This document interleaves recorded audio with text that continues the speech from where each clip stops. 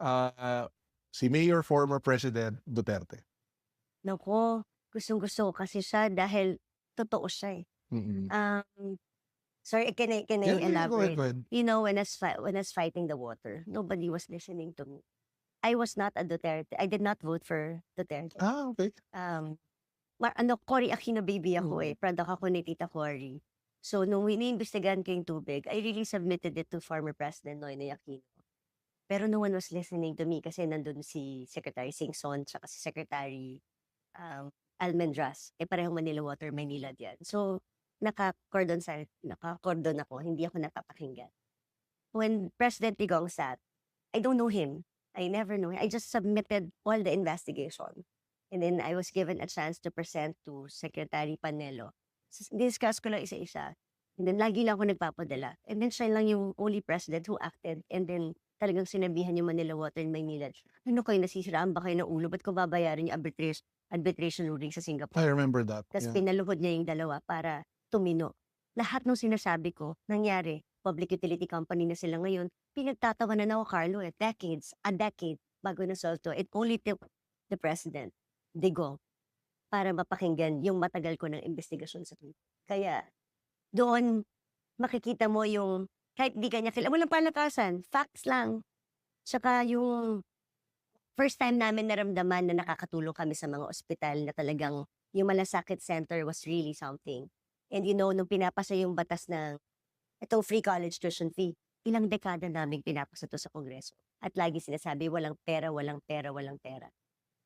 Pero nangyari nung panahon ni Digong. Ginawa niya ng paraan, nagkapera. Universal healthcare law is the same thing. Dahil ang tagal ko na, I've been in Congress since 2010. So makikita ko yung diferensya Alam mo, for yun, every yun yung sinasabi ko administration. sa mga kaibigan ko na ano eh. Ako, I try to be, hindi naman neutral. So I have my own biases. But I have friends kasi who don't, kumbaga, support the former president. And I always tell them na if you spend time just analyzing kung ano yung pinaglaban niya and what he stood for. And yes, he was not perfect. Yeah, it's not perfect. Far Nobody from is. it. Yeah. Far from it. But you can kind of understand kung bakit mahal talaga siya ng mga tao. Political will at saka sa kanya bumaba, nag-trickle down ang pondo. Literally. We can feel it kasi we're legislators eh. Mm. We can feel it because nasa ground kami. At saka talagang makikita mo yung presyo ng drugs really increased during his time. Yung mga palagi kinukata ni Yung Kong Rob. drugs, yung masamang drugs, hindi yung Masamang gamot. drugs. Oh, sorry, yung pinagbaban. Oo. Like kinukata ni Congressman Robert sa akin before, sa Tawi-Tawi, 20 pesos lang ang shabu. So, nagpa-frenzy lahat ng mga drivers niya, lahat, tapos ganyan.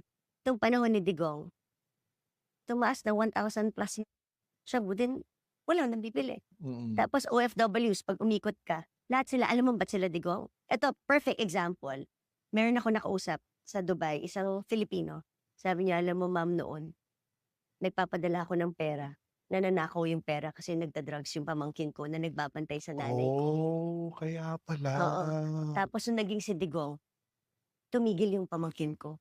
Kaya yung pera naiipon ng nanay ko. Ngayon, bumabalik na naman ng drugs. Pinalayas ko na dahil nag-drugs ulit yung pamangkin ko. That's just one story. Yan ang story ng lahat. Kasi yung pera pinapadala ng OFWs, that's why they love the former president. Kasi napupunta sa droga. Kaya yung dedication niya, no? Kahit nandun siya sa Hague, ang daming pupunta talaga Kasi eh. naramdaman nila yung perang pinadala nila, hindi na-aksaya ng pamilyang pinagpadala nila ng pera, hindi naubos sa drugs. Yan At yung hindi saka nakikita takot ng marami. talaga ang mga pulis noon. Noon. Ngayon, Operative work. I don't know, I mean, I'm just saying the difference.